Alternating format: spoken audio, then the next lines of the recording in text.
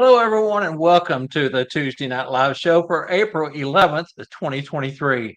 I'm your host, Bob McMasters, and tonight we have a featured guest who always brings fun and joy with knowledge and experience and loves to teach and share. This gentleman always brings his A game. So sit back, prop up your feet, and enjoy the show we have for you tonight. This is Tuesday Night Live.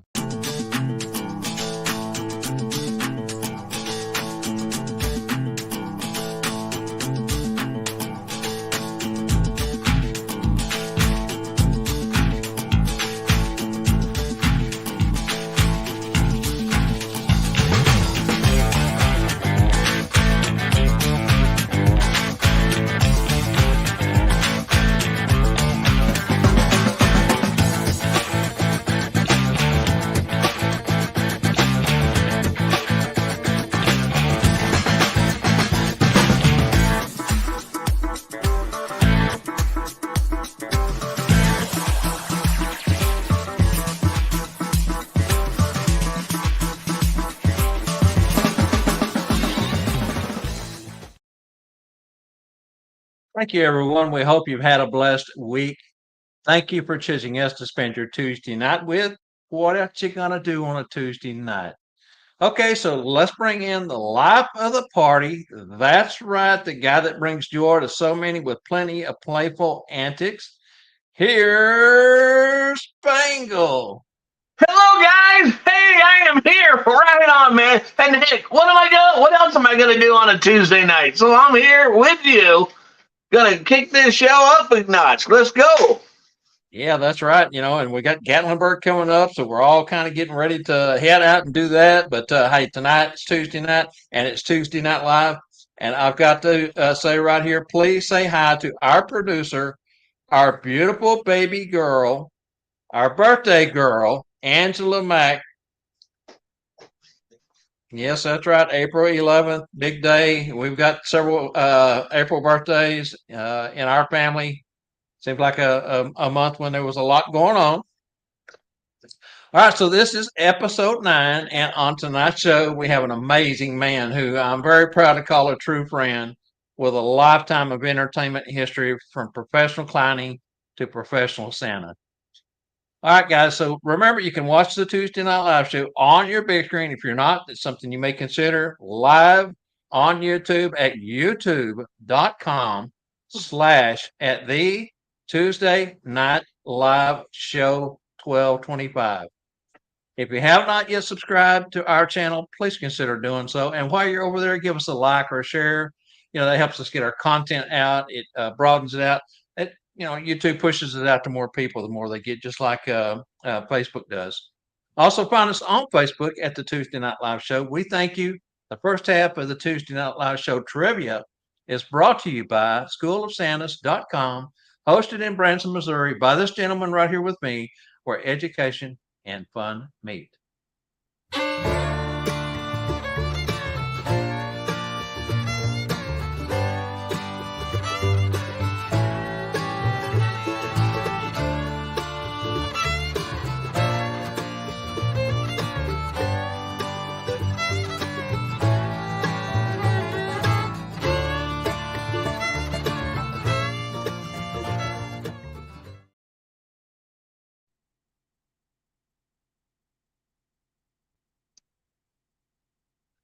All right, guys. Are we ready?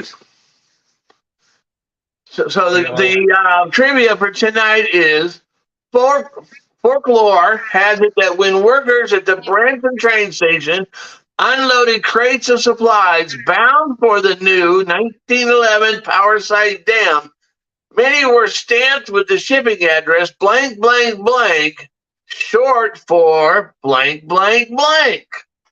That's a whole lot of blanks in there, isn't it? It is. I think Bob's shooting blanks. As usual, I look for those trivia questions that are going to take a little bit of research to get your fingers going. Figure this one out. Pretty cool answer for this one too. But most of the trivia questions are neat, or I wouldn't bring them to the show. You want to read it again, Spangle? Yeah. Folklore has it that when the workers at the Branson train station unloaded crates of supplies bound for the new 1911 Power Site Dam. Many were stamped with this shipping address, blank, blank, blank, short for blank, blank, blank. And I never realized how this all comes together. I mean, when you think about it. Yeah, I didn't either. That's why I thought it was so unusual. Hey, let me throw this out there too, guys. If you watch us on Facebook every week, go over to the YouTube channel when you get a chance to subscribe to it. Even if you don't watch it all the time, subscribe to it. It helps get the numbers up and gives us a better standing on YouTube. Yes, that is so true. Yeah. All right, guys. So y'all work on that. We're going to go ahead and run the 2-minute and 30-second promo. We'll be right back.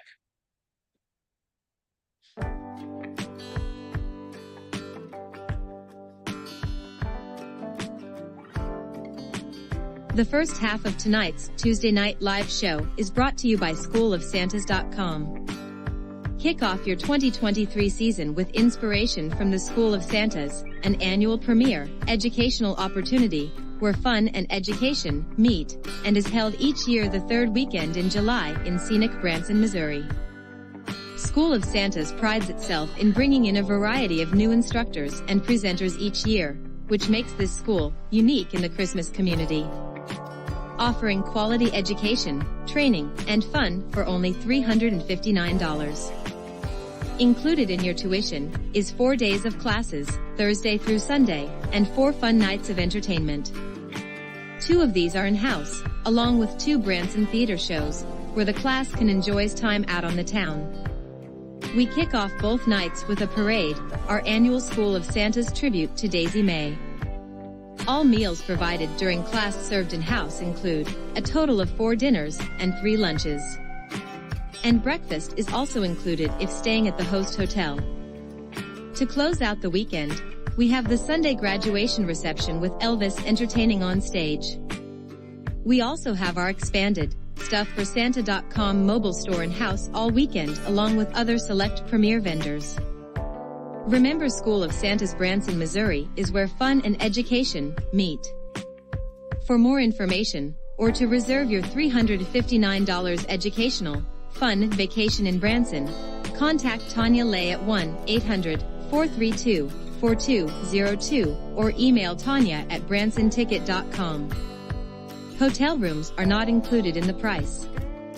Reservations for your room at the American by Wyndham Branson and Conference Center can be made at the time of registration.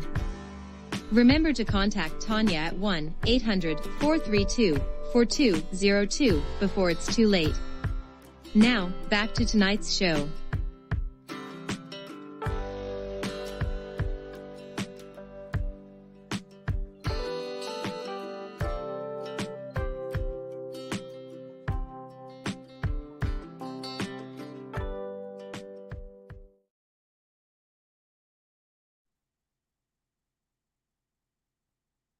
Wow, that School of Santas looks like a place to be. Right there in Branson, Missouri, in the middle of the heartland. Hey, anyways, tonight's featured guest is joining us from his home in Appleton, Wisconsin. Go Pack Go! Santa Mac checks all the boxes with a host of performances and entertaining skills. As a Ringling Brothers circus clown, he has traveled around the world from third world orphanages to royal palaces. Ladies and gentlemen, we are super excited to have joining us live here on the Tuesday Night Live show, the humble vagabond, Jeff Santa McMullen. All right. Woo-hoo. Oh, my goodness. Thank you, gentlemen. It's a pleasure to be back. The last time I was with you, we had a horrible storm going on, and our audio kept going in and the video kept going out. And I sat down after that, and I learned a lot from that presentation. So we've troubleshot everything we can do to bring you the best we can tonight. Fantastic. You know, you're always on top of your game. As we said, you check all the boxes, Jeff. Welcome back to the show. It's always one of my favorite guest interviews. As we mentioned, you spent many years with Ringling Brothers and Barnum and Bailey Circus. Let's start off by talking about what lessons did you learn from the circus that served you, that now serves you as Santa? Yeah, I graduated from Clown College. Right out of high school, I went to Clown College in Venice, Florida. And when I graduated from clown college, I was offered a contract with The Greatest Show on Earth, which was my dream gig. I had dreamed that from when I was just a little person. And although I only toured with the show for 1 year, I did special events off and on for 10 years for the organization, and they were absolutely tremendous to me. I learned a lot of lessons from them that I still use today. I think one of the biggest lesson that I learned was how to pack small and play big. I used to, when I came off the show and was touring, I had trunks. I looked like a rock band. I was pushing case after case after case in. And I had one of my mentors came to see one of my shows and said, "What in the world are you doing, son?" And I said, "Well, I'm performing." He said, "No, you're killing yourself." He said, "You have to understand, it's not the props that make the show. You're the show, and the props need to complement what you're doing. You have too much emphasis on the props and not enough about you."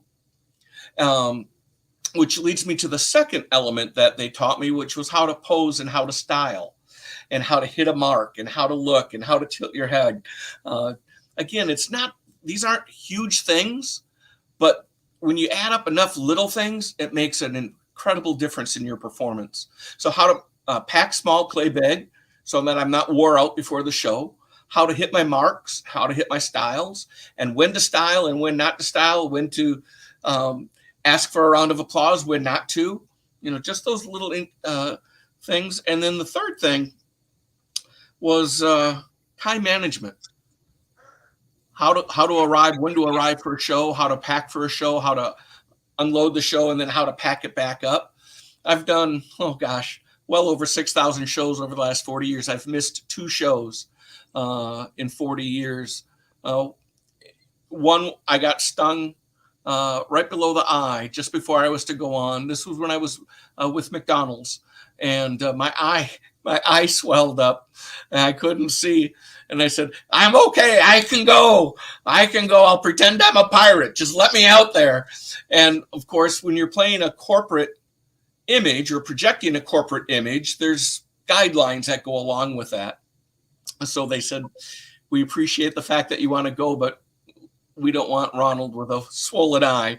So that was one show. And the other show that I missed is the day that my mother passed away.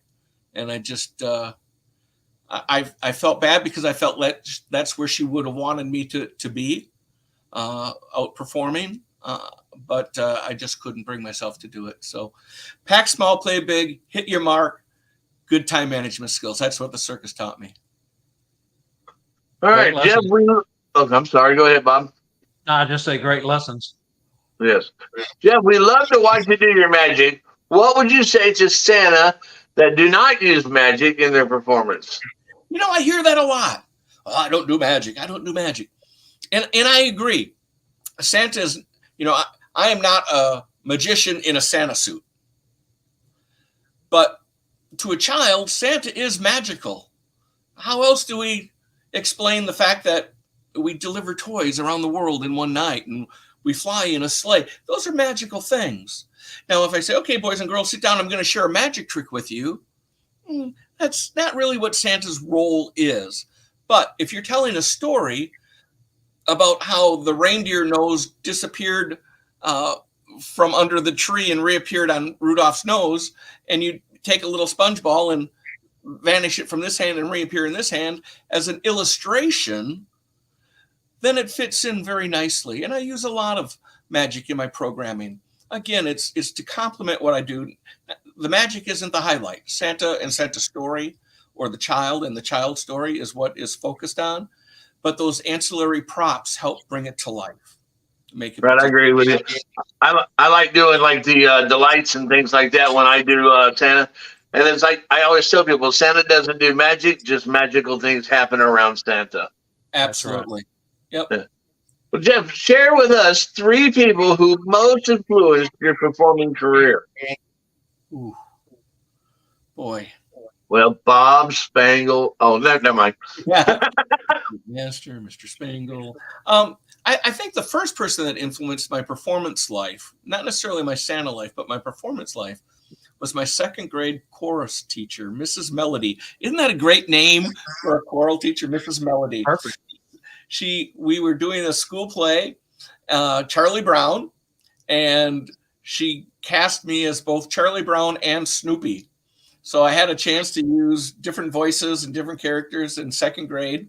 And that was the first time I was on a real stage, and just fell in love with it. I had been performing a little bit before that in different things, but that was really the first stage production that I was in. So I'd say Mrs. Melody for taking a risk on me. Also, who took a risk on me was Ron Severini, who was the Dean of Clown College at the year that I applied and attended. I was kind of scared going down to Clown College. I'm a little guy from northern Wisconsin, and it doesn't get bigger than the greatest show on earth. I got out of the taxi cab in Venice, Florida, and I saw people that were passing fire clubs and walking 12-foot stilts and Olympic hopeful gymnasts. And I thought, oh my gosh, I don't belong here. I'm one of two people that auditioned that particular year that got in without an audition. So I thought, gosh, they don't know that I can't do what all these other people can do. So the first week of Clown College, I was a little bit quiet, and Ron Severini came by and said, Jeff, let's go out back in the yard and have a soda and chat for a little bit. And he said, what's going on? He said, you're so tense. You're just not relaxed. You're not participating like I would like you to. And I said, Ron, I got to be honest. I don't think I belong here. And he said, he says, you're bothered by what you see? No, you can't judge people by what you see. You have to judge what you can't see. You see, we can teach you the skills you need. We can teach you magic. We can teach you juggling. We can teach you prop making. We can teach you to be funny. What we can't teach is passion and purpose. And that's what you have. You have passion and purpose, and that's why you're here. So just relax. Let us teach you what you need to teach, and just trust yourself. And man, that just changed my life. Him believing in me. And I think the third person would probably be our good friend Leon, who took me when I came off the show and took me in under his wing, and just has been a mentor and a friend to me for 40 years now. So every once in a while when I get stuck on something, I sit back and go, what would Leon do? Because his standard is so high. Quite often I set my standard here. I said, is that what Leon would do? No, Leon would do this. Oh, crap. Back to the drawing board. I got to figure out how to do it. And so he's just always been there for me, and I owe him so much gratitude. Do you wear one of those bracelets, WWLD? No, but it's not a bad idea. I'm sure we'll find one at Spangle's booth in Gatlinburg. Maybe so. Yeah, Leon, I wished I had your hair, McBride. That's you. I was telling Jeff backstage, the first thing he always says to me when he walks up to me, and I love that. It makes me kind of blush in a way. I told him, I said, all those years that you wore the clown cap, the fake baldness and all, and you was a clown. Now you're a Santa, and you don't have any hair. Kind of reverse role there. All right, so go ahead.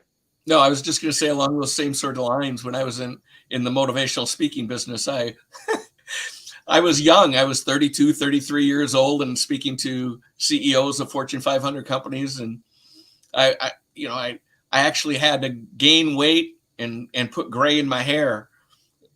That's no longer the case. Isn't it funny how that works? All right, Jeff, right here, before we get into the next question, we have a little video that we want to play, and it's about your Christmas cottage, and then we'll get into the questioning and how you designed and implemented it after this. Excellent.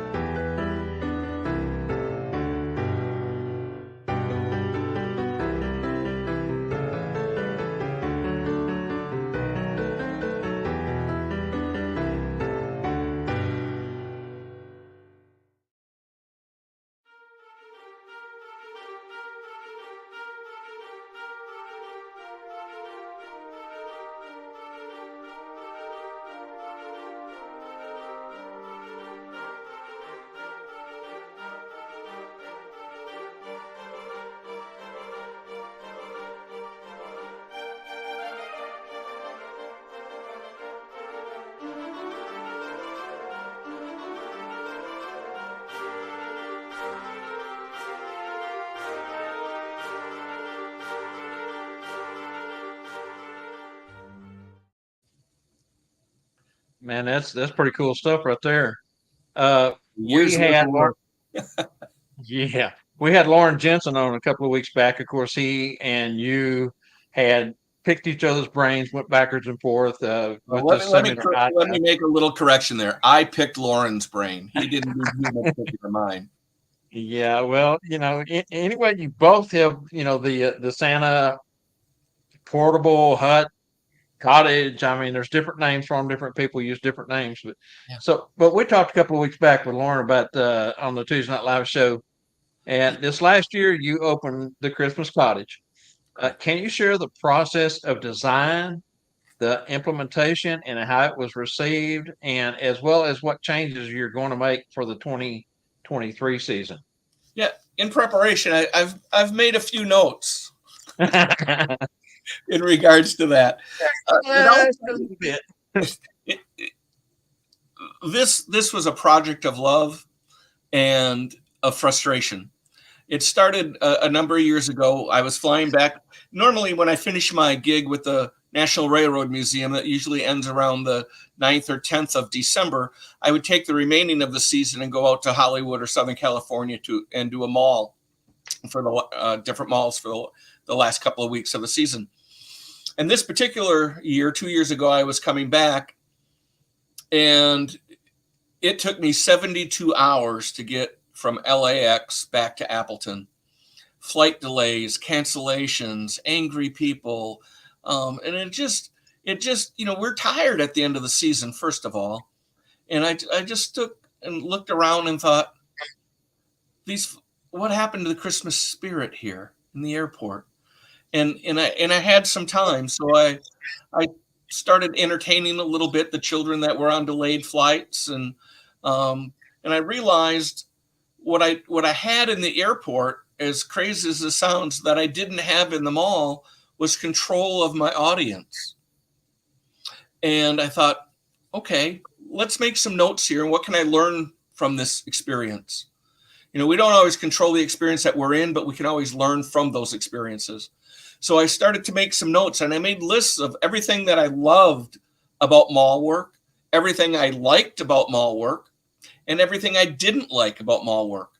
But then I took it a step further and made a list of everything parents like about bringing their children to the mall, everything that parents love about bringing their children to the mall, and everything that parents don't like about bringing their children to the mall. So I took my don't like list and the parent don't like list, and I started to look at that and say, what can I do to resolve these dislikes in people's lives during the Christmas season? And I remembered speaking with Lauren prior to that, and this was probably about his third year in, and I thought, he might have something there. That might be something that I want to look at. So when I got home, I spent a lot of time speaking with Lauren and created the Christmas cottage out of conversations between himself and my wife, Debbie, and I, and trying to decide where this would fit into my performance matrix of how I wanted to mix my Santa character to bring to my community. And boy, there were so many expectations that I couldn't meet that I thought, okay, there's got to be ways of meeting certain things. So I made list after list. I went to the city and found out what is the largest building I can put on my parking lot without having to get permits, because I didn't want to have to deal with all the permits and inspections and all that sort of thing. So the largest I could go was 12 feet by 24 feet. So the city really dictated the size of what I wanted. Then I had to take that framework, that 12 by 24, and say, within this, what can I put in here to create the most magical experience for families?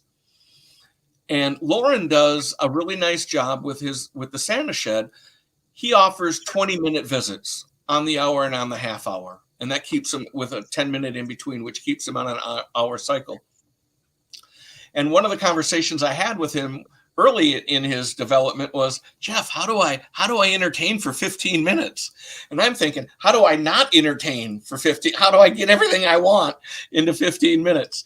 And then I realized, well, maybe there's families that want to do 30 minutes or 45-minute visits. So I created within the program, I can't think of the name of the Square that I use for the online booking program. And families can now come to the site and they can book 15, 30, or 45-minute sessions with me. So if it's a large group and it's 45 minutes, it's really easy for me, from my entertainment background, to fill that amount of time with them and really create something special. When I started to design it, I hired a professional Christmas designer that came in and stood there and looked around at this. She's used to designing mall sets and big, mansions, and I've got her in this 12 by 24 cabin, and she said, "Okay, we can make this special." I said, one of the things I want to make sure is I don't want it to look like Christmas came in here and puked all over. It needs to have a sense of being, right? A sense of being, a sense of style, something that complements Santa's character. So I let her do her job. And then I also brought in a professional lighting designer to design I only have 3 lights in it, but the type of lights and the placement of the lights is critical to the photography that goes on within that. So I let the photographer put the lights where they wanted, the designer designed everything, and I just kind of stood back. And once we had everything on paper, not necessarily created, we then created different stations based on the lighting, based on what she wanted to do as far as the decorations. And we created 5 different photo sessions with a 6th option within that little area. There's the chair, there's the tree. We've got a shovel mirror for reflection shots. We've got a window with little stairs that go up so the children and I can go over and look out the window to see if we can find the reindeer. We had a love seat, a beautiful love seat that complemented Santa's chair. And that was another one. And then the option one was, because I don't wear my boots in the cottage, I've got a pair of Santa slippers that I wear. And I put my boots and my jacket on a hook, like I came in from outside, right? I mean, that would be a logical thing to do. And children can put and try Santa's boots on. They can step right into Santa's boots, and it just makes for a wonderful picture. So when the children come in, especially due to the fact that we've got so many autistic children today and children with fears of one type or another, they fill that information out on their report before they come in. And it gives me the opportunity then to create, if I've got a lot of linky blinky lights going on, snowfall lights, that's not something that I want with an autistic child. I want to control that. I want to control the volume of the music. So all those different components went into play, as well as line by line budgets of each item projected of what the cost is going to be before we made the investment. Once we had everything done, we went ahead and bought all the lumber and the wiring, and I was going to do that myself. Unfortunately, with my health, I wasn't able to do that, so I did have to contract that piece of it out. But once it was completed, I sat in there for a couple hours with a cup of hot cocoa one night and just played some Christmas music. And it was everything that I wanted it to be. And I just couldn't wait to introduce it to families. And so we did a couple of test trials of families coming in, watching what children looked at first, where they gravitated to first, those sorts of things, so that if I didn't like that, I could make those changes before we opened up to the public, kind of a soft opening in a sense. Made a few minor changes, and then we opened.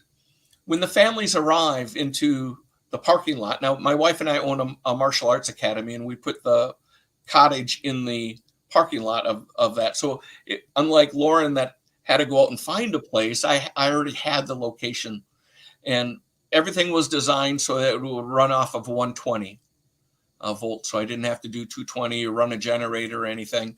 Everything was designed and had the load to make sure that we wouldn't be blowing circuits halfway through an event. When people pull in, They pull into the parking lot, and they're greeted with a large sign that says, "Please tune to 97.5 on your FM radio." And I bought a FM transmitter and recorded a 15-minute loop tape of welcoming them to Santa's Magical Cottage. It's got some jokes, so they can, while they're waiting in the car, they can tune to that station and be entertained and get excited about coming in. And a lot of what I've put into the cottage is my experience of working in so many theme parks and different events over the years that, we were able to have that knowledge base of experience to be able to do that.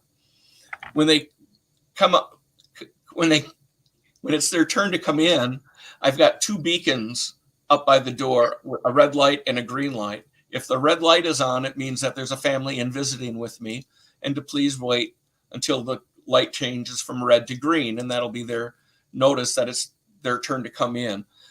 As well as I wave at them through the window and then open the door and greet them by name as they're coming up the ramp. Once they come in to the cottage, we take their jackets. We've got coat racks. They take their jackets off. They play a little bit. We tell a few little stories, and then we do our pictures. And that's it. That's a 15-minute. 15 minutes isn't long. By the time they come in, take their shoes off or their jackets off, get acclimated a little bit. That's about 5 minutes. And we take our photos, tell a couple of stories, and then it's time for them to go. And they use their own cameras. I do not provide a photographer. They can request one, and we can bring one in for an additional fee if they like. But I try not to. And last year, I think I only had maybe 2 or 3 families that took advantage of that. I think parents feel a little bit liberated that they can actually take pictures and use the cameras that our phones take such great pictures today. They do. That they can get wonderful pictures right with their phone, so there was no need for professional photography.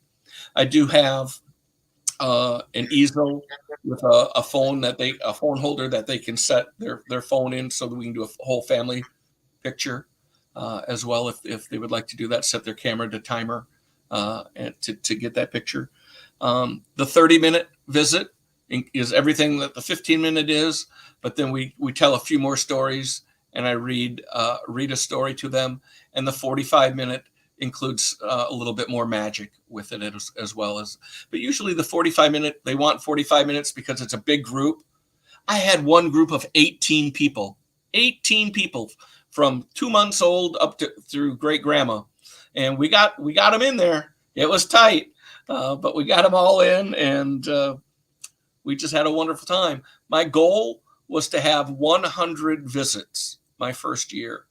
And I bought no Facebook advertising. I only used my reputation on Facebook and reached out to family and friends and asked them to please share what the Christmas Cottage is about with your family and friends. On December 22nd, it was 40 below zero, 60-mile-an-hour winds, and I had 2 families cancel. I hit my 100. I lost 2 families on that day because, I had a whole day booked. I think I had 18 appointments that day, and only 2 canceled in that weather. And I made those 2 up on the 23rd, so I hit my goal of 100. I'm hoping for 300 visits this year, and it's looking pretty good. So that sure is a lot of visits. Now, how do you set up an FM transmitter, and does it only broadcast like a little distance, or does it broadcast further? Nope. It's all covered and it's all legal through the FCC. You can tune to an unused station in your area. So I had to go over by where I was going to use it and make sure there wasn't some bleed over or carry over from another station. And you can pick whatever channel isn't being used. And it broadcasts it for about a quarter of a mile, couple of blocks. Okay. Mm-hmm. We got Scott Saraton wants to know, how many staff do you use, or do you just work by yourself? It is me. It is me alone. And when I would get up in the morning, I would download all my sheets off of Square of all the visits and prepare them, put them in order. The hardest part for me was remembering if it's a 15, 30, or 45-minute visit. Because I just keep going. I'm sorry, but there's families that are waiting, so I got to get that 15 out in the next 30 in, or the 45, and so that was a little bit of a challenge. But again, once I got through a half a dozen or a dozen visits, it just became second nature. Now, as it grows and I get those 3, and hopefully I can generate in a few years the numbers that Lauren is generating, then it'll be time to bring in an elf or 2 and help with that. But right now, it's just me, and it works. It just works splendid. Yeah, going back to the opening of the show, you mentioned time management. I can see where your time management would be important with the setup you got now. Yes, and I have 2 clocks. I have a real clock up on the wall, and then I also have a stopwatch, LED stopwatch mounted on the wall. So when I get up to wave at the family and say goodbye to the old family and bring the new family in, as that new family comes up, I hit either 15, 30, or 45 on that stopwatch, and it gives me a countdown off to the side. Nobody knows what it is. Nobody even saw it except for me. So I can keep everything on schedule for folks. So Eileen Myers wants to know, what is the cost for a 15, 30, or 45-minute visit? Sure. It's $50 for a 15-minute visit, $100 for 30, and $150 for 45. Perfect. And I would say this year I had about a third of each. That broke out pretty even. A third 15, a third 45s, and a third 30s. Very nice. So anyways, many of the performers struggle with managing events. How do you go about scheduling events to maximize your time as a performer? That's a great question. Because I came into this world from the comedy magic world and the clowning world, where I was doing, and the speaking world, where I was doing 200 to 300 events a year. So when I came into the Santa world 10 years or so ago, I built a matrix, and I said, okay, these are all the different venues that I can work. And I made a list of them. And, if I want to do daycares, but I work an 8 to 5 job, that's probably not a good market for me, because daycares aren't open in the evenings typically, or on weekends. So I had to take a look and evaluate each different venue and where I could maximize my time with them. So I work in a large sporting good store some hours early in November, because there's not a lot else going on those first couple weeks in November, unless you're in the mall. There's a few gigs here and there. So I use that box store as my frame on my Monday through Friday, and they're mostly in the evenings, so I can do daycares in the daytime during that time. So I'll do a daycare or 2, and then I'll drive up to Green Bay to the box store, and I'll do a 4 to 8 or a 5 to 8, whatever it might happen to be at that time. Once we start getting towards Black Friday, that's where the corporate events start to come in on the weekends. And also there's more requests for home visits. Now, I love doing home visits, but you don't get paid for drive time. So there's, in my area, I got to drive a long way. There's not a lot around me. So when someone calls, I will do 3 home visits on a Saturday and Sunday morning before I do a corporate event, because those corporate events are typically 9 or 9:30 to noon. So I want to keep those areas open. So I start my home visits at 6:30 in the morning with donuts or cookies or breakfast with Santa. And when the first 3 call in for that want to book, let's say a Saturday morning, I say I will be there sometime between 6:30 and 8:45. Okay. I can't tell you exactly what time I'm going to be there, but I will be there sometime for 30-minute visits, sometime between those times. Once the third one books, then I go to my Google map and I type in the addresses and I figure out the best way to book them. So I can go from point A to point B to point C with the shortest amount of drive time in between. And then I call the families, usually a few weeks before the visit, and say, I will be there at 8 o'clock, or I'll be there at 6:30, or I'll be there at 7:45, whatever the times might work out. Because before I could only maybe get 2 in because I was driving from here over to here and then back over to where I was. It just didn't allow me the control that I wanted to be able to do. So I booked 3 home visits in the morning. I'll do a corporate event up through noon or 1 o'clock. And then I do Polar Express on Saturdays and Sundays. And that takes me right up to 10 o'clock. So quite often I'll be working 12, 14-hour days. Pretty common, a few 16-hour days. If I'm not working 10 hours a day, I try to go and find more work on that particular day. Very nice.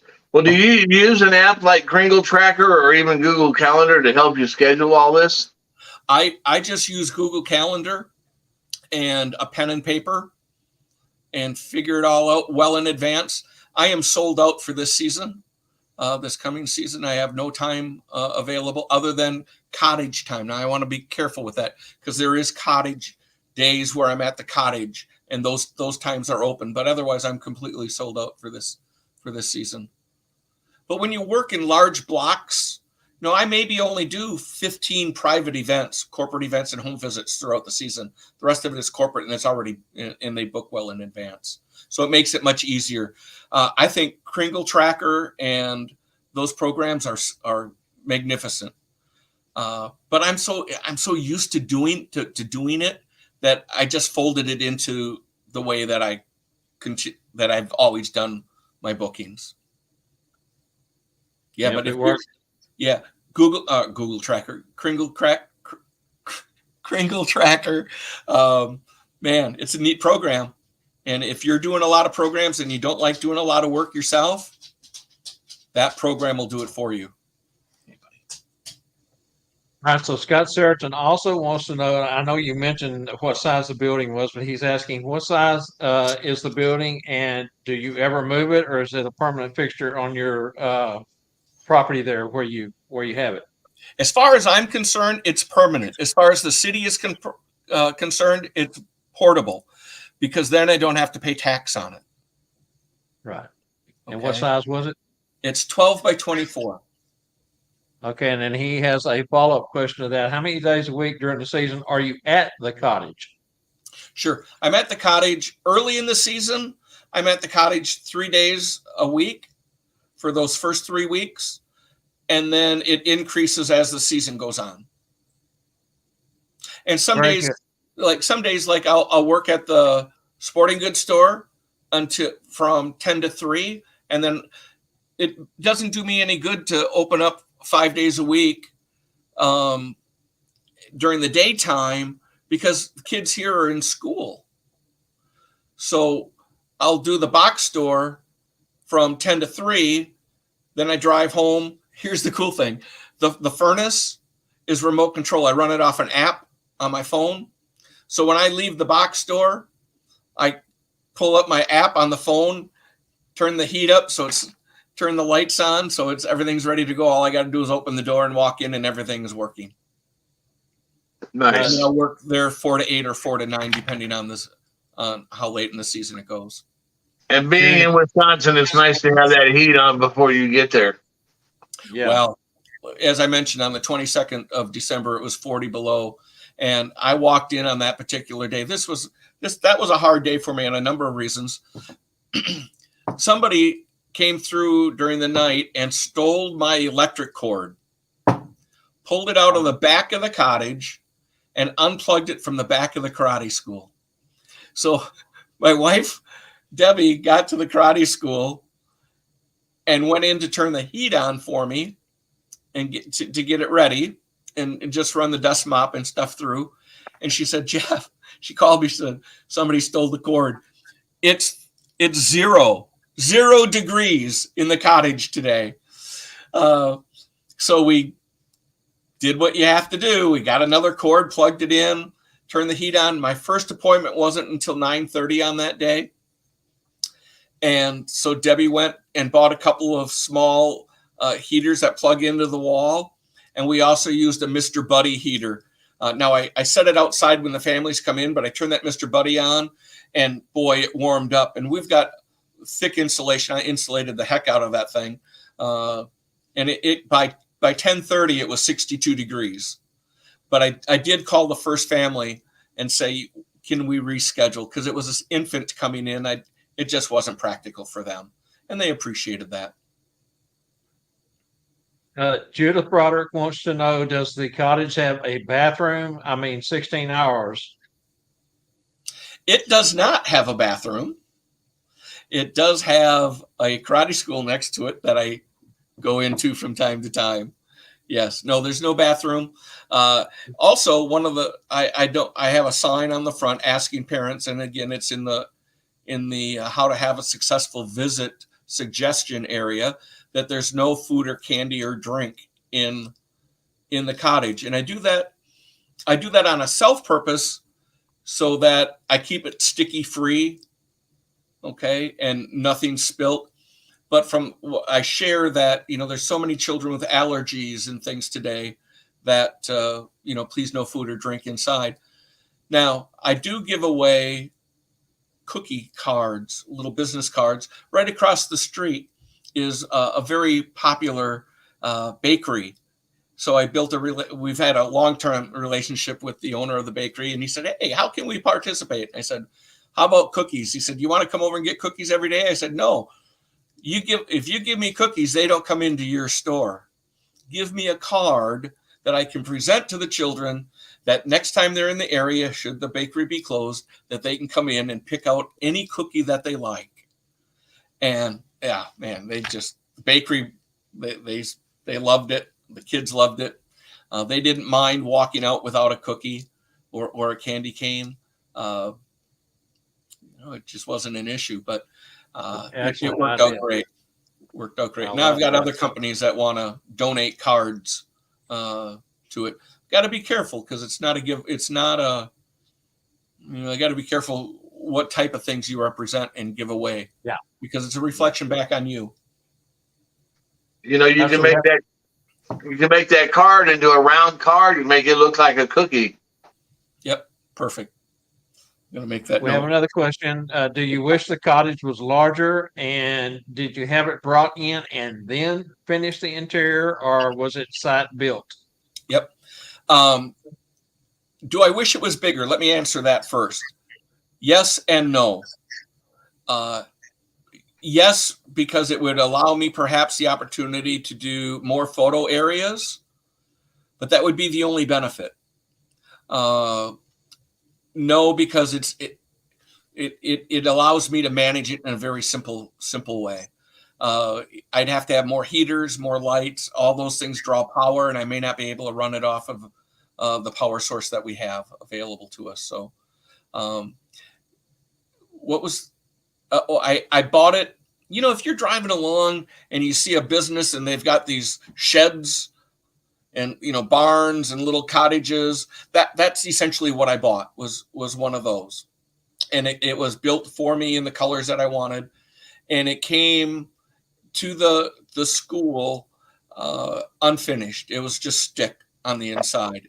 So then I had a gentleman come in and do all the installation and the wiring, and we put all the pine in. So yeah, everything was built on.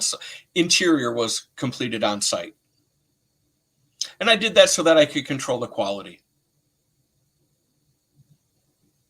I sound like a freak. Go ahead. Kind of am. Yeah.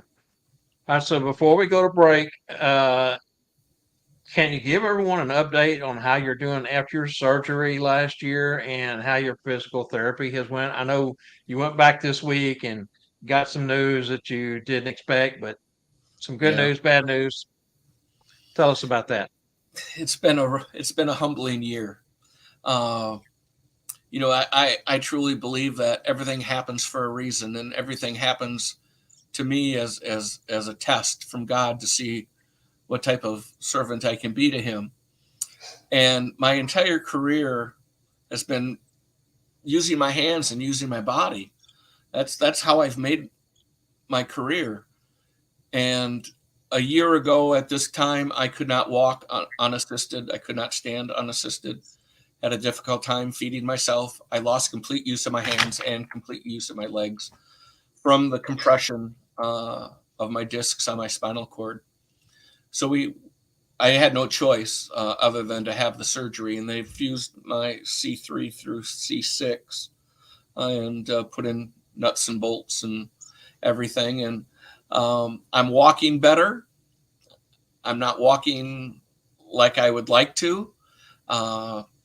And my magic is different. My show is different. What I do is different. It forced me to learn new things. You can look at it and be bitter, or you can say, what can I learn from this? And I chose, what can I learn? Okay, so now I've got all this experience. I've got all this stuff that I can't use, but how can I adapt to use it? Or how can I change this to be able to use it with hands that aren't functioning? These 3 fingers on each hand are completely numb. I can move them, I can pick them up, but I have no sensation in them. I've got 50% sensation in each index finger and almost complete use of my thumbs. So that's good. If I lose these 2, it's going to change things again. So I just had another MRI done, and they're going to try doing a steroid shot at the injection to try to alleviate some of the swelling that still exists below the fusion. And if that doesn't help my hands and my legs, then they're going to, we're going to do an EMG test on my hands, on my body. And what they'll probably end up doing is either carpal tunnel surgery or ulnar nerve surgery, with the hope that it'll restore some of my hand usage. So, I post that, and I'm always careful what I try to post because I don't want to be too public about, and on bad days, it's easy to put that out there. But the reality is that this is simply physical. At no point was I ever being challenged that my life was going to be taken from me. I'm not dying. I'm not decaying. These were just physical things, physical challenges that I needed to look at and adapt to in order to continue to do what I believe God put me here to do, and that's to entertain families. Yeah. Scott Parker says, you work with some awesome ladies at the sporting goods store. I worked with them in East Peoria, Illinois, sporting goods store for 2 years. They love you, Jeff. Kayla Henson and Corey Mischief. Yes. Oh, thank you. Yeah. We've got a great crew. I'm just blessed in so many ways, especially in the areas that, you don't always get to pick who you want to work for you when you go into those areas. And I've learned that, I try not to let them know who Jeff is. I try to stay only Santa. They don't know where I'm from. They don't know.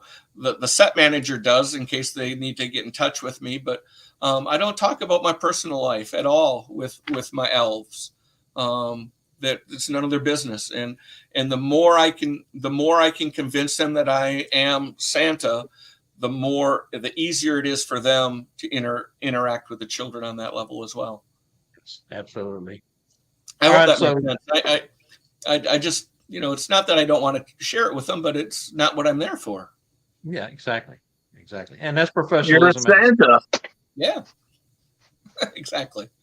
All right. So normally right here, we would take our halftime break, and we still are going to do that, but I need to make a little bit of an announcement here. Time to do a little housekeeping here real quick. HireSanta.com/product/reindeer-games/ that is the link to the Reindeer Games donation. This is for the Gatlinburg event that is coming up, and it's the reindeer games, as I mentioned, many of you may have seen it, the egg roulette that Mitchell Allen and Michael Howell has done a couple of times already. All money goes to Smoky Mountain Children's Home. Also, if you go to that website, there is a drop-down menu that Jenny, that works with Mitch, has a special surprise for head elf Mitch if she can raise $500. So take that option into consideration. If you go over there, donations are anywhere from 20. I'm going to take just a second to scroll down the page here and read this. Donations are 20, 50, 100, 200, or $500. Mitch has someone that is going to match all donations. So everything that goes in will be matched. And as we said, all money goes to the Smoky Mountain Children's Home. Let's see if I got everything in there. I think I did. Tuesday Night Live or Tuesday Night Live Productions will be covering this live. Scott Seriton and myself. Our teams this year, Michael Howe and Mitch has gone head to head against each other the last 2 years. They're teaming up as the red team. The blue team will be Lee Andrews. Lee's watching tonight. Good to have you on tonight, Lee. And Stephen Gillum. Everybody knows Lee and Stephen. So they're going against Michael and Mitch. Ton of fun. I've never laughed so hard. Now you throw Lee and Steve Gillum in there. I can't imagine what this year is going to be like, but we'll be there. We'll be covering it. It'll be streamed live to the Hire Santa Facebook page, to our Tuesday Night Live Facebook page, and to our channel, the Tuesday Night Live show on YouTube. So anyway, fantastic. We'll put this link back up towards the end of the show. Again, please consider going over and making donations to the children's Smoky Mountains Children's Home. And don't forget to join in. Our live time will be, now let me make sure I get this right, 5:30 Eastern to 7:30 Eastern. See, I'm in Central Time, so it's kind of hard for me to equate. 5:30 to 7:30, we will be live.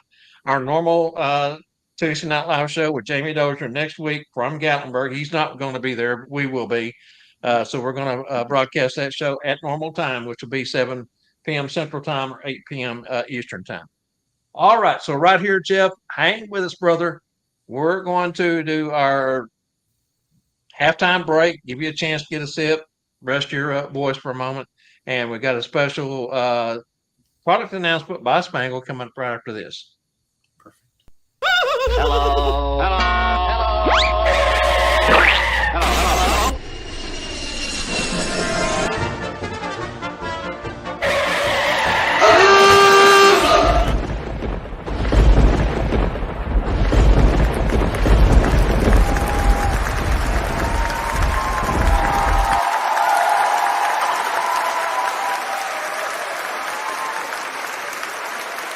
Hey! Will somebody get the kid a Happy Meal? No, don't do that. Stop the show. It's time for the Tuesday Night Live Showstopper Special for this week. StuffForSanta.com Showstopper Special. Let's take it over to Spangle, and he's got a new product that he wants to introduce to everyone tonight. And it's yours, Spangle. All right, this is a new product we got in, snowballs. Everybody's seen those snowballs before. These are a little bit smaller. They're perfect for the children's hands, youth size. Hey, anyways, we got these. I wasn't going to start selling these until we got done with Gatlinburg. Was going to offer them there first. But anyways, they are $5. You get a pack of 12. But what we're going to do, we're going to offer it to you guys first. Still $5, but you got to buy 4 packs. We'll ship it to you free. These are really cool. They got a good feel to it. It's real super soft. Probably won't hurt anything in a house. I can toss this thing, and it goes 20, 25 feet. Easily. Perfect size for the children. Just a little bit smaller than the normal ones. Really, really fun. Snowball fight. It's a great way for Santa to break the ice. 4 packs of these, $20. We're going to ship them to you free. We're bringing it to the Tuesday Night Live show first. Nowhere else until Gatlinburg we're going to sell these. So order yours. And that free shipping offer is only good till next Monday, April 17th. So you got 6 days to take advantage of the free shipping on that. 4 packs, $5 each. Fantastic deal. Yeah, I've been watching him throw them all week long. Every time he chunks it, I can't believe how far they go. They do sell. All right, let's do this, and we'll be right back. Oh, hello there. Yes, of course, it's me, Santa Claus. Now, you may not believe this, but one of the questions I get asked the most is, well, not how do I do it all in one night? No, but where do I get all my things from? Yes, now, what am I talking about? Well, I'm talking about the finest things I have. My glorious gloves, all my knickknacks and trinkets and things. Yes, all the giveaways. Yes, for me to give to the children before the main event. Yes, if I see them in the streets, if they come and see me, I like to have something in my pocket I can treat them with. Yes, and there's one special place where I can find all these magical goods. And that is, of course, StuffForSanta.com. You should head there now and see what magical gifts you can find. Mrs. Claus, have you got my ice pad? Yes, log me on, I'm going to have a look. I shall see you there. StuffForSanta.com. Merry Christmas.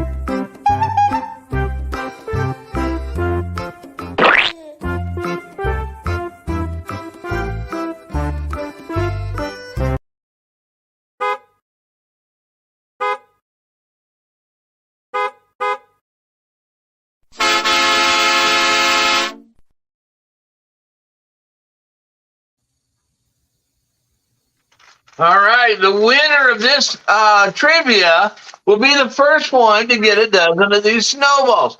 And you'll have the honor of always being the first person to get the first dozen snowballs from Spangle. Anyways, the trivia. After Lake Taneycomo was formed around 1935, a former newspaperman and marketing genius labeled Branson the float capital of the world. And he used his connection to garner coverage in magazines like Field and Stream, Sports Afield, Life, and the Saturday Evening Post. What was his name? All right, guys. After Lake Taneycomo was formed around 1935, a former newspaperman and marketing genius labeled Branson the float capital of the world and used his connections to garner coverage in magazines like Field and Stream, Sports Afield, Life, and Saturday Evening Post. What was his name? And you could have a dozen snowballs. Sounds like fun. All right, you guys work on that. We'll reveal the answer to both the questions and the winners towards the end of the show, as we always do. So now then, let's get back to the show. Moving on to the second half of tonight's program, let's continue our conversation with Mr. Jeff McMullen. And over to you, Spangle. Yes, and the Christmas performer, be it Santa, Mrs. Claus, or even Elf, when is it a good time to check your inventory and restock your consumables? Yeah, that's it. That's a wonderful question as well, Spangles. It's a year process. You don't want to start getting ready when you need to be ready. So usually I give myself January 1st, January 2nd, January 3rd. I'll sit down and I journal and I write down an awful lot of things that I've learned, things that didn't work, things that I need to improve on. And I at that end of that little quiet time, I might have 4 or 5 notebook pages full of reflections. And that's where it starts. And then usually around 1st of April, I go through all my wardrobe and make sure that the buttons are tight, that they still fit, that they're laundered properly, that they're stored properly. Because those first few years, it was a little challenging. I'd get done with the season and I just kind of hung things up there and waited. And I learned that, you need to plan ahead. So, and spread it out throughout the year rather than trying to do it in 2 or 3 days before you need it to be ready. And then usually around June 1st, I make sure all my props are in order. If I've written new stories, if I'm doing new magic, I make sure those are all done.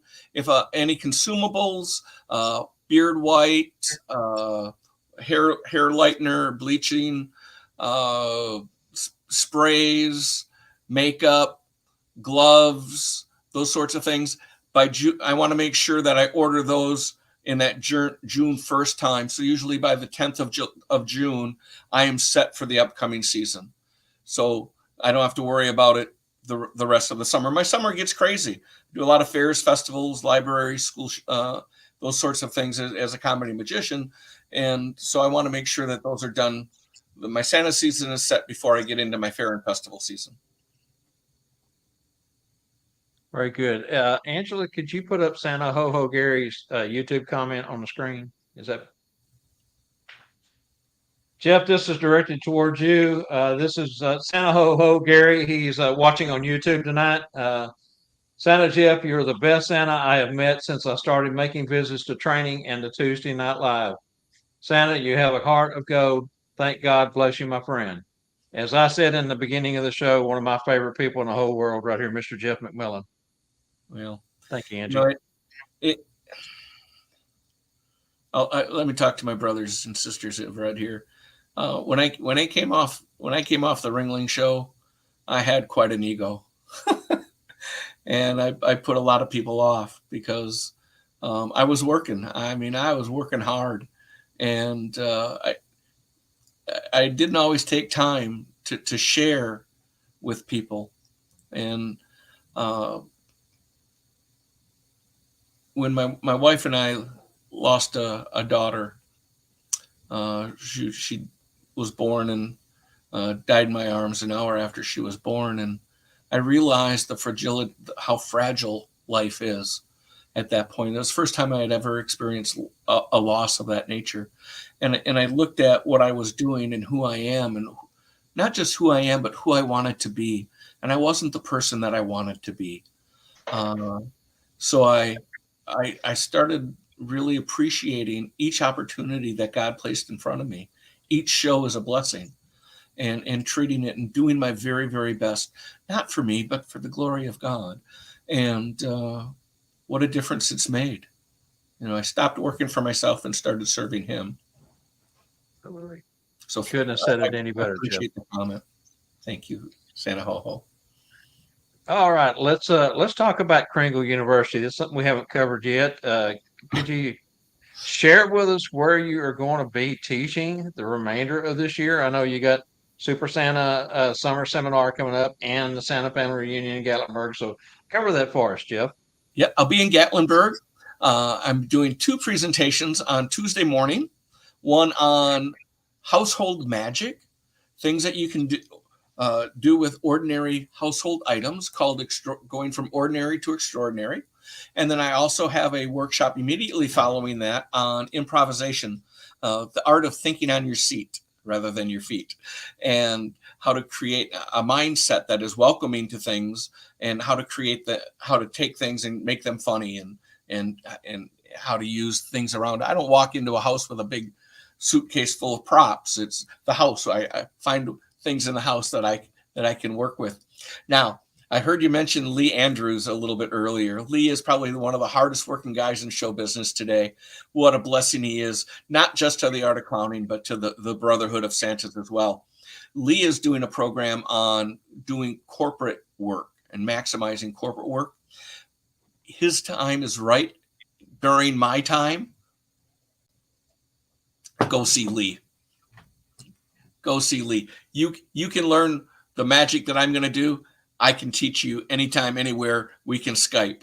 Lee's time is so valuable that he's always available. Don't take that the wrong way. But man, if you get a chance to see Lee Andrews present, he's magnificent. Go see Lee and maximize your corporate, because that's where there's a lot of dollars involved, and Lee's a master at that. Absolutely. That's at Gatlinburg.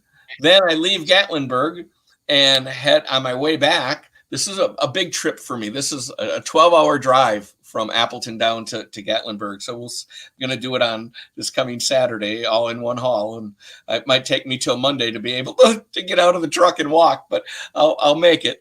And then that finishes on Wednesday evening. Thursday, I'm going to drive up with Larry Shaw, or to see Larry Shaw up in Indianapolis, and I'll be doing a one-day workshop on that Saturday with the Hoosier Santas.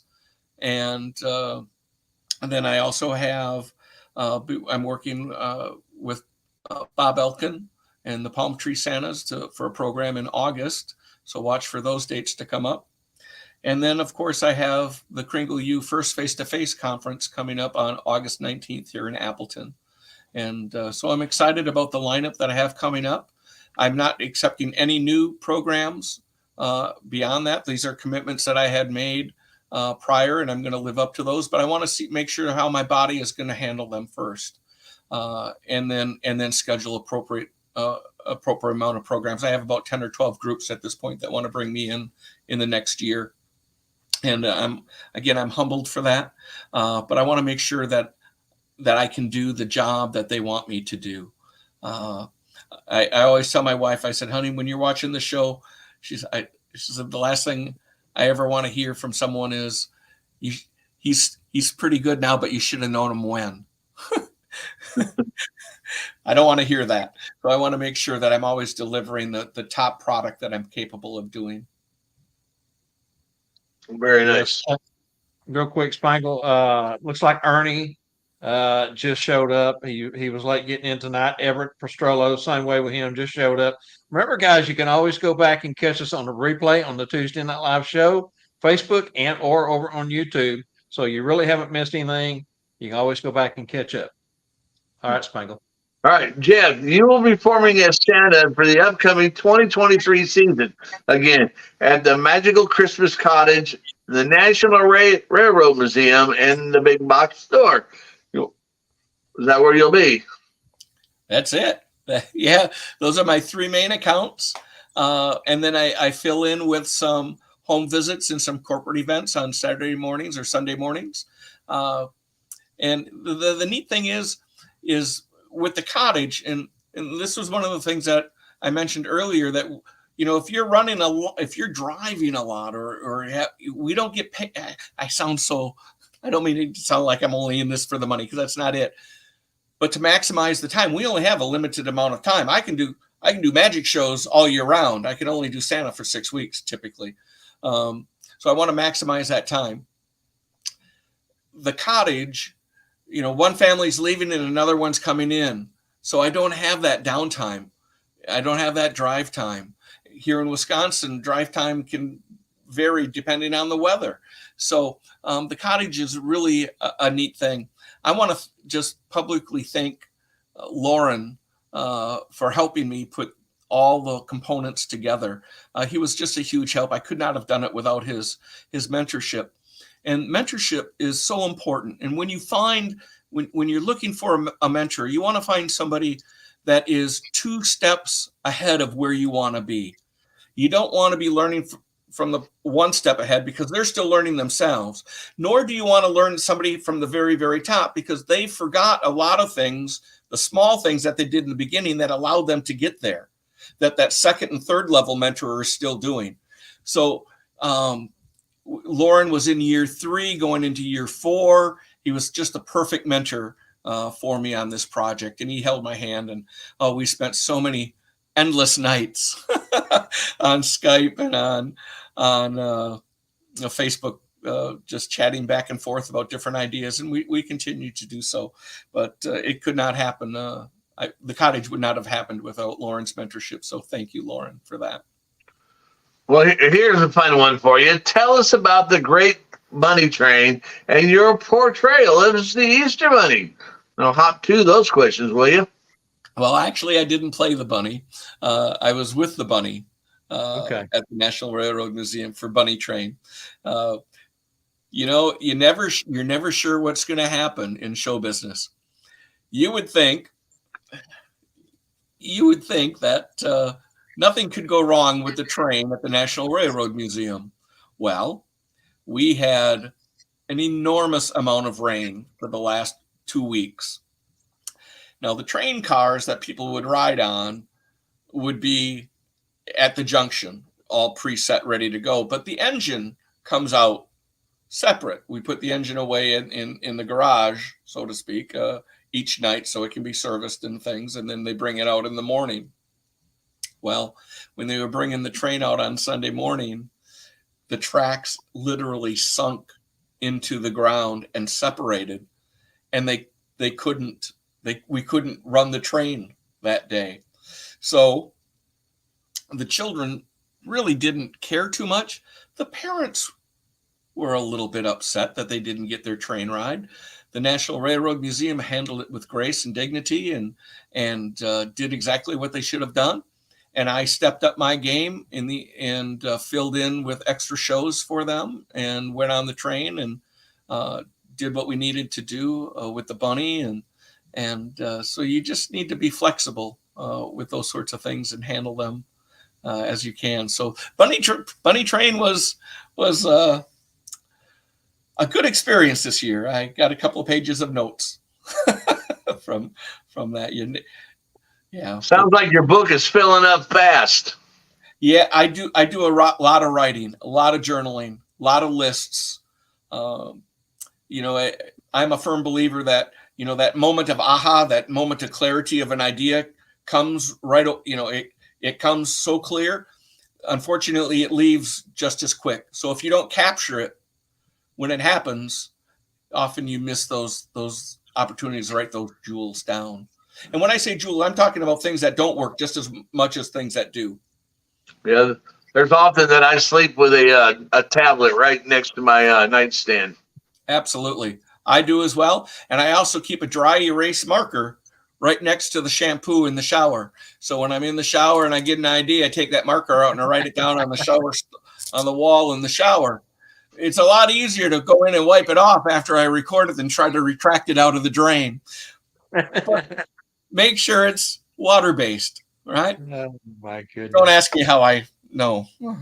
Permanent doesn't mean permanent. No question. Should we ask your wife? Yeah. Oh, she's such a blessing. She puts up with so much from me. Oh, goodness. All right, so Judy Broderick wants to know, are you taking I-94 or 90 when you get to Wisconsin? Down to Gatlinburg? Yeah. I think I take 9. I go down past Chicago and then over to Indianapolis and then drop down. I think that's 90. Just a question Judy had. We were talking about preparation. I'm not leaving till Saturday, but I print out directions because I don't have a map anymore. Very few people have maps, but I print them out just in case my GPS on my phone goes out. Right. So it's always have plan B and plan C because you never know if A and B is going to work. Backups for the backups. Backup for the backups. That's right. All right, If my Jeff, so GPS on my phone goes out, I'm going for a vacation because there ain't no telling where I'll be. You just deserve where you end up. my friend, with the year you've had. So, Jeff, there's been a lot of talk about AI lately. Share with us the process of publishing your book on Amazon and how we can all use AI. AI, for those who may not know, artificial intelligence.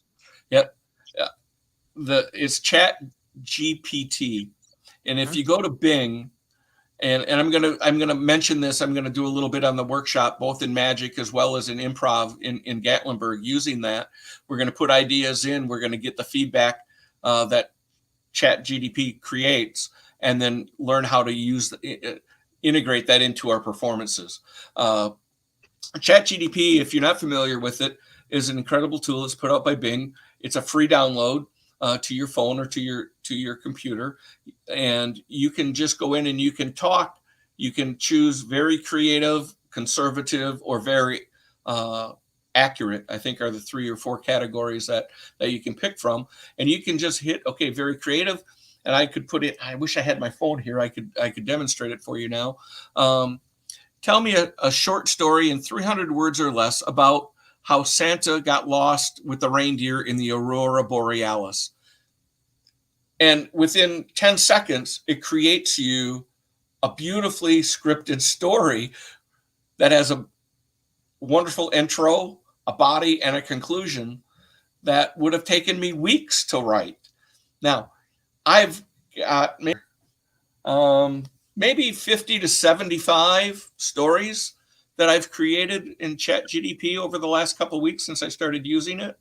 And you can copy it, and then I post it or paste it into Word and print them out.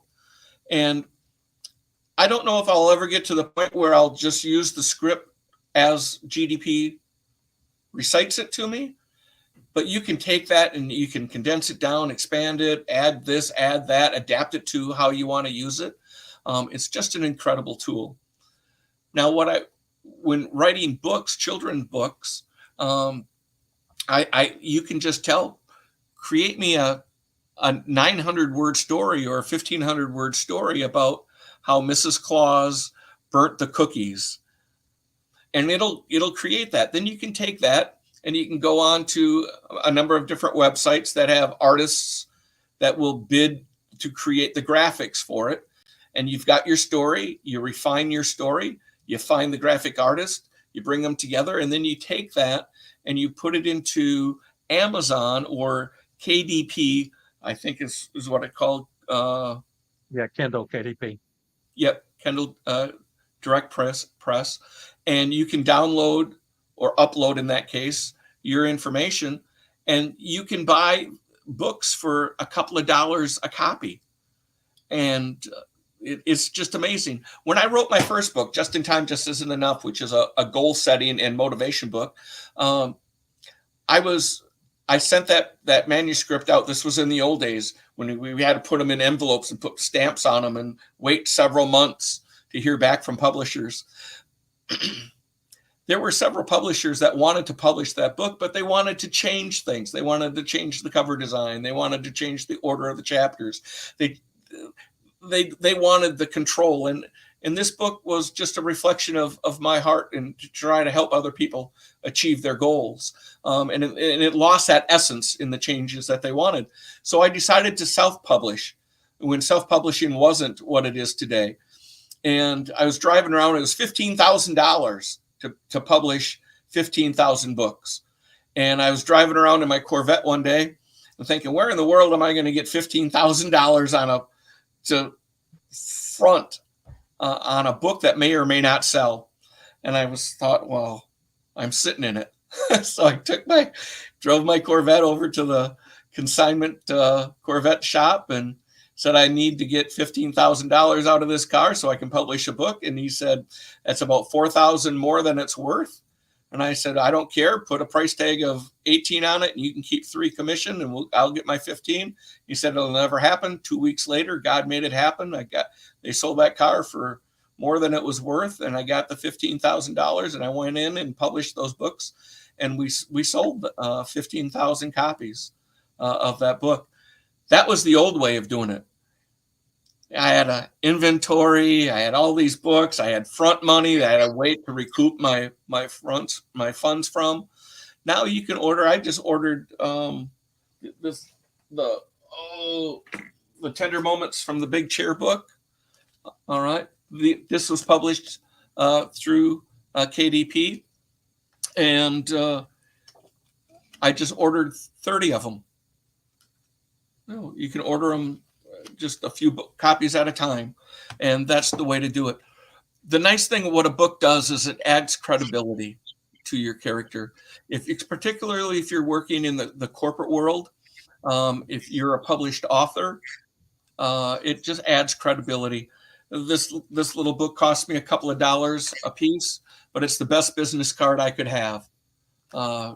When a client is looking at me, one of the things that this book did for me, and the Christmas cottage, because you never know how things are going to spin. One thing leads to another, leads to another, leads to another. Right now, I'm working with a community and we're going to make Santa their goodwill ambassador for a year-round campaign. It'll be through social media, on buses, personal appearances. It'll take it all the way through. Each month will have a certain theme about kindness, and when the core of it is when you combine gratitude, service, and humility, you create something called the Christmas spirit. And Christmas spirit is something that lasts all year long. It doesn't just happen on Christmas Day. So we'll be working with that community, again, in their social media, on buses and billboards and radio and TV, personal appearances, to make a year-round campaign.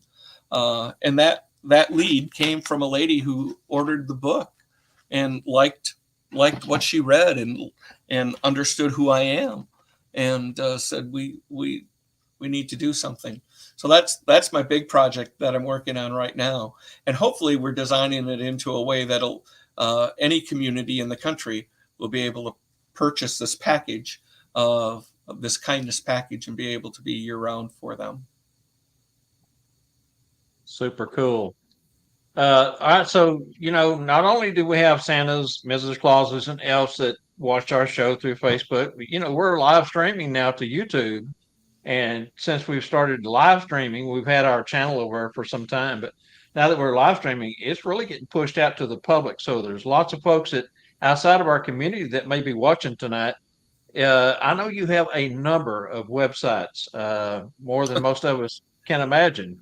Would you like to mention any of those in hopes that maybe you can pick up a client or two, or someone discover you and well, I appreciate that opportunity, and if something comes my way that I can't, I'll pass it on to another. There you go. Kringle University is our face-to-face and online training. That's kringleu.com. The Christmas Cottage is visitsantafoxcities.com. My personal Santa page is christmaswithsantamac.com. My entertainment page is jeffmcmullen.com. So many can't keep up with them. Yeah, I appreciate that. Yeah, it's just such a different world out there today, and how we market. You also got your comedy and magic. That's at jeffmcmullen.com. Yeah. Okay. When I left McDonald's, I wrote a symphony program, a youth symphony that introduced children to the orchestra in 5 movements through the history of clowning. And when I did that, I printed them on a dot matrix printer, labeled, and mailed those out all over the world. Now we just sit down with a cup of coffee and create something on the screen, and it just goes out to the world. It's just amazing, the difference in marketing. Spangles, you've probably experienced that with clowning and everything that you do from the old days to today. It's just incredible. Yeah, I can hardly keep up. Yeah. Remember, computers are going to make our life easier. Remember that? We're going to go paperless. No, I just print more paper. That's I got the word on and an arrow pointing to the button that you push to turn the computer on. Yeah, it's crazy. Well, anyways, Jeff, let's see if our viewers have any questions or comments. Please. We've gotten a few good ones already. Yeah. Judith mentioned, of course, Gary Linder went ahead and answered it for her. But speaking of the AI, does it have a copyright to it, or is it free to use? Gary said free. It's yours. Look, can I just excuse myself for just a moment? Deb, can you bring me my phone, please? I didn't bring my phone in because I didn't want to be distracted, but now I need it. Oh. Yeah, there you go. But yes, it is.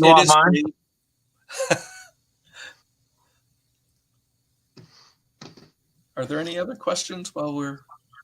I don't see any new ones. Let me kind of scroll back up through here and see if we missed any, Jeff. All right. I think we've been I've got a question for you. Do Yes. you think, on going back to your cottage, if you just did decide to expand the size of your cottage, I know your electrical and all that could be an issue. Could you put two buildings side by side and have like an open doorway, maybe Sure. even insulated around there, and it still be portable because it's two different buildings? Yes, and at that point, the cottage as is now would become the entryway and maybe a gift shop or an activity room that an elf would manage, and then they would go through the corridor into Santa's room. Yes, I've got a front door and a back door. I had to have it for code.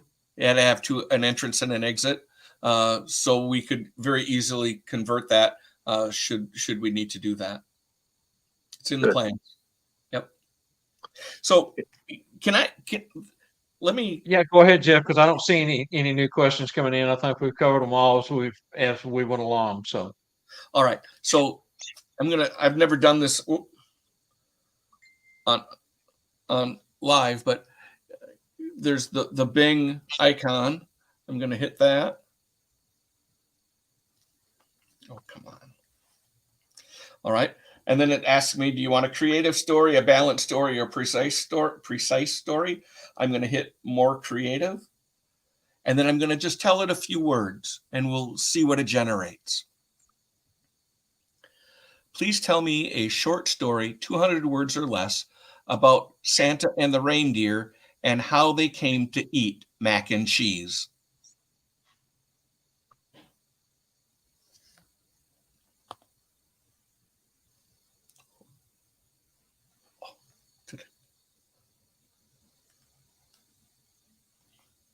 Here is a short story I wrote for you.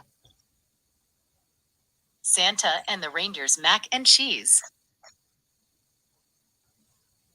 It was Christmas Eve and Santa was getting ready to deliver presents to all the good children around the world. He checked his list twice and loaded his sleigh with toys and candy. He called his faithful reindeer to harness them to the sleigh. Come on, Dasher, Dancer, Prancer, Vixen, Comet, Cupid, Donner, Blitzen, and Rudolph. We have a lot of work to do tonight, he said cheerfully. The reindeer came running, but they looked unhappy and tired. They had been working hard all year to prepare for this night, and they were hungry and cold. Santa, we're starving, said Dasher. We haven't eaten anything since breakfast. And we're freezing, said Vixen. It's so cold in the North Pole. Santa felt sorry for his loyal friends. I could let it go if you want, but I think you get the gist of for their long journey. golly, Don't worry. incredible. it is. Now, what I do is I take those stories and I copy them, paste them into Word, print them out, and I just, crazy ideas. I mean, when I'm driving, I'll just generate 4 or 5 stories. I get home, I put them in my notebook. But then you can take that and you can just kind of customize it to first person or third person, however you want to present it. Any story that you want, it just generates it. There's no reason ever to be caught without a story. That is unbelievable. And it's Golly. well written and well crafted.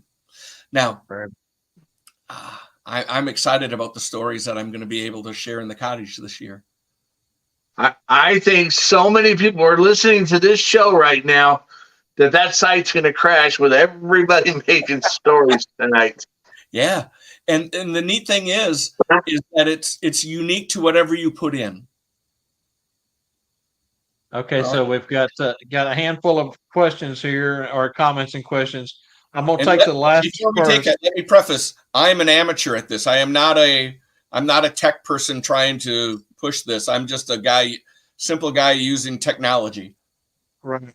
Well, I want to know what kind of macaroni and cheese.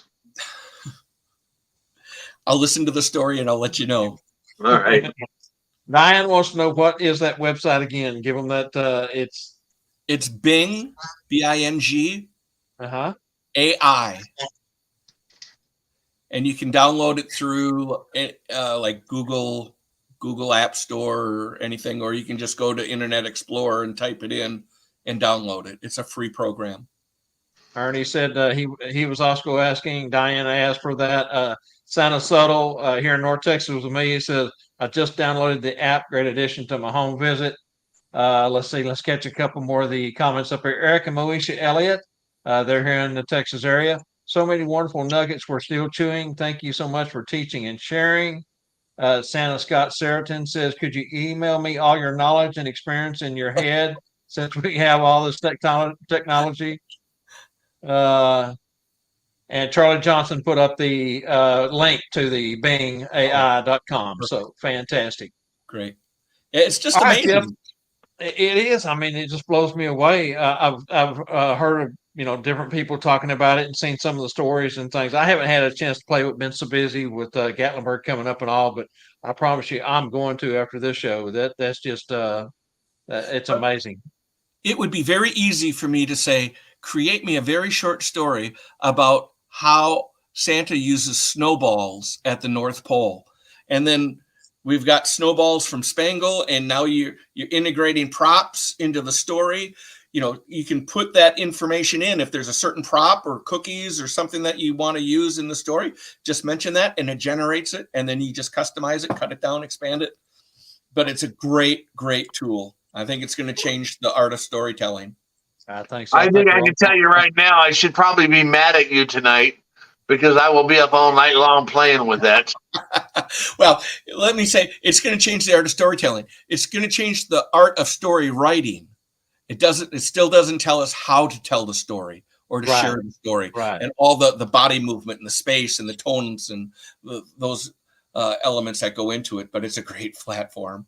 But it could be really cool too that if you're going to go be Santa for a group of soccer players, hey, tell me a story about Santa when he went to visit some soccer players, or he went to there or here.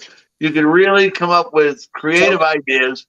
Tell me the day tell me about how the reindeer play soccer. Right? Everything in the cottage is there for a purpose. The boots, all the decorations, everything. So when a child asks about what is that, there's a story that goes along with it. It's organic, right? And that's this tool can help you generate those types of organic things. If you're doing home visits, kids today are playing soccer, they're playing this or that. So you can say, generate me a story about soccer, like what Spangle said. And then when you go on your home visit, if you notice a picture on the mantle of them playing soccer, that generates that story. So everything happens organic. It's boys and girls, let me tell you about the day that, Santa went down and played soccer with the reindeer versus, oh, is that a picture of you playing soccer? Can you share that with me? Oh, that's wonderful. Really? Well, would you like to hear about the day I played? So you kind of get into different stories that way. And this can generate so many stories that there's not a reason not to be ready other than not to do it. Yeah. And then that's your own fault. I wasn't going to say that, but yes. Santa Kevin says, thanks, Jeff, for a very informative evening. Scott Seriton again. He and I will be traveling to Gatlinburg because we're doing the reindeer games live, he and I. And he says we have 15 hours to play with the AI on the road, Bob. So, hey, that's a good point. We'll be playing with it all the way to Gatlinburg. And you will. Now, Bob, did you just mention that you were traveling with Scott to Gatlinburg? Are you mentioning that? That way maybe we'll say prayers for you. Yeah, thank you. Fantastic. We love you, Scott. Hey, anyways, Jeff, is there anything we haven't talked about that you wanted to share with those watching, or any final thoughts you might have? I could talk forever and share, but I will be in Gatlinburg. I know many of your listeners tonight are going to be there. I'm arriving on Saturday. I don't present until Tuesday morning, so I've got lots of time. if there's questions about the cottage, about AI, about performance, please hunt me down, find me. I'm here to help in any way that I possibly can. Fantastic. All right, Jeff. As well as message me on Facebook or email me. Don't run off. We're not done yet. We want you to stick around to the very end. Right here, though, I'm going to go ahead and we're going to give the answers to the trivia questions that we asked earlier. Starting with schoolofsantas.com, the winner gets their name put into the hat for a drawing for a free scholarship, $359 scholarship to School of Santas in Branson in July. And the question was, folklore has it that when workers at the Branson train station unloaded crates of supplies bound for the new 1911 Power Site Dam, many were stamped with the shipping address, and it was Taney, Taney, COMO, 3 separate words, Taney, Co-Mo. That was short for Taney County, Missouri. The name was so popular with the workers, Taney. the name stuck. That's why they named it like Taney Como. Taney. Taney Como. Taney. Well. Yeah. So the winner? Diane Elizabeth. Diane Elizabeth. Your name goes in the hat for a drawing. Congratulations, Diane. Great job there. I don't think many people got that answer. I think it's only her. Matter of fact, Elfangela says you're the only one that had the correct answer. So great job. Nice. But yeah, that's kind of strange that, they put that on there short for Taney, Missouri. Taney County. All right, fantastic. StuffForSanta.com. After Lake Taneycomo was formed around 1935, a former newspaper and marketing genius labeled Branson the float capital of the world, began organizing $2 a day float trips on the lake, used his connection to garner coverage in all those magazines that Spangle mentioned. What was his name? His name was Jim Owen. It's an easy name for me to remember. I grew up with a Jim Owen, not the same one, but nevertheless. And our winner is? Charlie Johnson. Charlie Johnson. Charlie gets that one. He gets some snowballs. Fantastic. Good job, Charlie. And, Charlie's been a recent guest on the show also. So, all right, Jeff, one last question. If you was a renowned executive chef and Gordon Ramsay commissioned you to create the perfect entree and side dish for a new restaurant in Wisconsin, what would that be? Or maybe George Webb's? Well, probably cheesecake. Ooh, good one. For that, deep fried cheese curds for a side, and probably pan fried walleye. Good choice. Good choice. Sounds like a Friday night dinner in Wisconsin to me. Yes, pretty much it. In fact, that sounds pretty good. I might make that tomorrow. That's why we said restaurant in Wisconsin, because we knew you would have a special dish there that was our favorite or something that you would come up with for sure. A long time ago, I opened up a bunch of restaurants in Wisconsin. I don't know if you knew this or not, but I'd never seen an area that had so many fish fries on Friday nights. Every community has them. Yeah. Yep. Year round, not just during Lent. Yeah, I miss it up there. I really liked it. Which restaurants, may I ask? Or George Webb's. Oh, really? Yeah. Oh, I opened up about 40 of them back in the day. Oh my goodness, we had one right down the street from where I grew up. I used to go down there every day. Right. Back when you can get 5 burgers for $1. Right. Good old we opened a bunch. In the heyday, they were on every corner. Yes. Nice. Well, gentlemen, thank you. Thank you for what you do. Thank you for your commitment to this community and the hard work that you put in each week to educate us, to make us all better. I truly am grateful for what the work that you do. Thank you, Jeff. Over to you, Spangle. All right. Okay. Join us next week for our next Tuesday Night Live episode. And be sure to tune into next Monday's Bob Randall and Company's show to see what kind of silly behavior those two are up to. And you bet there's something going on there. Yeah, there is. Okay, so real quick before we go away here, Bob, please tell Spangle I said thank you for the baseball jersey. That's from AJ. Judah says they still advertise here on TV. Uh, Ray Bradshaw said I gave up Lent for Lent. Never been happier. Uh, Scott Parker says, why do all the roads there head right to the Dells? Question for. Yeah, they do. And I think it was all of them. Did I miss any, Angie? Richardson wants to know if he can pick those up from Spangle and Gatlinburg. Yes, Spangle. Charlie wants to know if he can just pick those snowballs up in Gatlinburg. That would be great. Fantastic. I'll save him from having to ship them. All right. Eric. No, we did not, Eric and Moesha, but if you want to, we could. The question is, did we sing Angela happy birthday? We did get to go out and celebrate. Our son's birthday is on the 3rd. Angela's and mine and my wife's youngest nephew is on the 11th, which is today. Our granddaughter's is on the 22nd. So April's a big month for us. My father's was on the 9th. So April's always been very special to us here at the McMaster's household. You know, for many years, when Daisy Mae and I would do birthday parties, clowning and everything, we practiced the song, the happy birthday song, backwards. That we could sing to the children.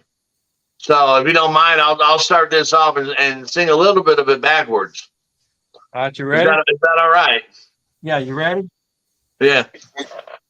Happy birthday to you. Happy birthday to you. Happy birthday, dear Angela. Happy birthday to you. Oh, It took a lot of skill to learn that. I'm telling you that they pulled that on me in Shreveport. I did a Sat Bob school down there a number of years ago. We all went out to the restaurant, and another clown. I can't remember what her name was. Gosh, slips in my mind right now. But she asked everyone to stand up and sing "Happy Birthday" to me backwards. I'd never seen it done before, and I just couldn't control myself. I was laughing so hard. Fantastic. All right, Spangle, you got any closing thoughts, brother? Yeah, thanks for keeping me up all night for the AI. I'm there, being AI. You won't sleep until Thursday. Yeah, Thursday's when I get on the road. All right, and Angela is running across the bottom of the screen. The Smoky Mountain Children's Home charity that the Reindeer Games is benefiting on the red team, Mitch and Michael Howe's team.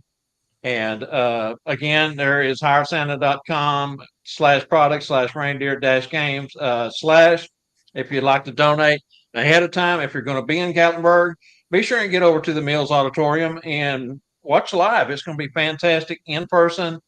Just make sure you go to the restroom before you come in, because I promise you, you will want to make sure you take care of that first. You will laugh so hard. And if you're not, you can catch it live, as I mentioned before, on Hire Santa Entertainment Group, Tuesday Night Live Facebook group, and on our YouTube channel, Tuesday Night Live. And before we go real quick too, you talked about people emailing you. I don't know if we have your email that we can post it, or you can say it out loud to people real quick. Yeah, it's quite easy. It's jeff@jeffmcmullen.com. Jeff@jeffmcmullen.com. Yep. Well, I don't know. Mine's pretty easy too. Spangle@spangletheclown.com. Perfect. I'm looking forward to seeing everyone in Gatlinburg. Fantastic. And I told you I'm going to come give you a big kiss on the forehead. All right. So a big thank you to schoolofsantas.com, stufforsanta.com, and I don't normally mention holidayphotomagic.com, but Jessica has allowed us to set up the Tuesday Night Live production and host the Tuesday Night Live show next Tuesday night from Gatlinburg. And so we want to say thank you to her. Don't forget, all of our shows are recorded and can be found on our Facebook group and YouTube channel at the Tuesday Night Live show. While you're there, be sure and look for the Bob, a Randall and Company Live preview show. We have our own channel over there. Tell everyone good night, Spangle. Good night, Spangle. Good night, Spangle. Good to see you, brother. Thank you, Jeff, so much for everything you do, my friend. As I said in the very beginning, one of my favorite people in the world, one of my favorite interviews. Those of you who watch the show each week knows I close the show out with a few of my favorite parting phrases. I want to share a new one that I have fallen in love with. Jesus, take who I am, who I want to be, what I can do, and use it for a purpose greater than myself. I lifted that off of Mr. Jeff McMullen's page on Facebook. Love, love, love it. Fantastic, Jeff. Good lesson for us all. Remember to join us for our next Tuesday Night Live show each week, 7 p.m., same claws time, same claws channel. Count your blessings, not your sorrows. Have a blessed week. Until next time, on behalf of Mr. Jeff, Spangle, Angela, and myself, I'm Santa Bob McMaster saying good night. Remember, always let your Santa Mrs. Claus heart shine bright. I almost didn't get that out. Never stop learning. Hope to see you on Monday and right back here on Tuesday night. Good night, all. Jeff, stick around. We'll talk in the green room.